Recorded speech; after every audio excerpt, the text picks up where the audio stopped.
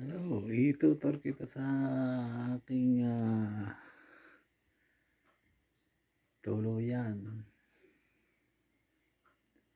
Ngayon ang oras ay 9:45. Ngayon ay 9:45 ng gabi.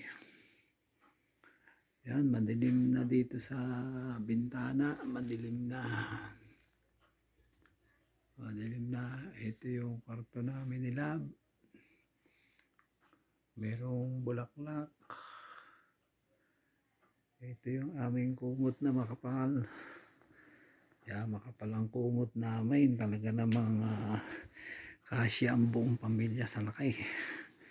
Sa laki ng kumot namin. Ang laki ng kumot namin. Ito.